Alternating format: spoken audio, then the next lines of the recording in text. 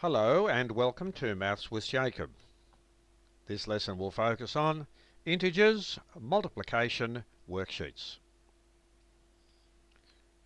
So this video will present a few slides to give us some practice at multiplying integers together, both positive and negative. Now, we had a lesson on this, so the lesson is in my channel. If you have difficulty with this or you don't remember the rules, there's a link at the end of this video. If you click on the link, it will take you automatically back to the lesson. Now, to quickly summarize, the lesson told us that if you have two signs that are the same, the answer will always be a plus. If the two signs are different when you are multiplying, the answer is negative. Now here the two signs are different, but they're in a different order. See, here we had a plus followed by a minus. Here we have a minus followed by a plus. We still have a negative as an answer. And finally, again, if the two signs are the same, the answer is plus. So if you remember those rules, you'll go okay with these worksheets. You won't have any problems at all. Now, basically when you have three integers like this, just take the first two together. Okay, take those first two together. So you work out minus 6 times plus 2, write down the answer, and then multiply that answer by minus 3. And take note of the signs when you're doing that second part. Okay, so you have to do it systematically, step by step. And it's the same for all of these here. You always do the first pair, and then you write the answer for the first pair, and then you multiply it by the last one. And you must remember the simple rules.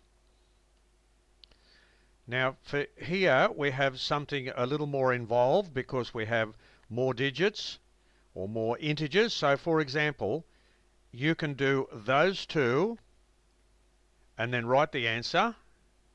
Pretend you write the answer here. Then you can do those two, so then you multiply. Do those two there, and you write the answer there. So, sorry, that doesn't mean it's a negative sign. That just means that you have an answer here for 6 times minus 3, so the answer's there. Here we have 2 times minus 4, the answer's there. Then you multiply those two answers together to give you the final answer. So all I'm giving you the hint is just do those in pairs, like that, like that. Okay, just take them in pairs. And we did that in the lesson. And as I said, you can refer back to the lesson at the end of this video. There's a link. You remember what we did when we had something was squared? Again, something is squared. And it's squared again. This one is cubed. That means it's to the power of 3, which means that this thing here is multiplied by itself 3 times. Don't forget that part there. You have to be very systematic with this. You do them very slowly, follow the rules, and I think you'll go okay. So this video has presented just a few slides to give us practice in multiplying positive and negative integers together. And it's absolutely crucial to remember the basic rules we outlined in the lesson. And if you have difficulty, there's a link on the next slide which will take you to the lesson and it will allow you to do the revision.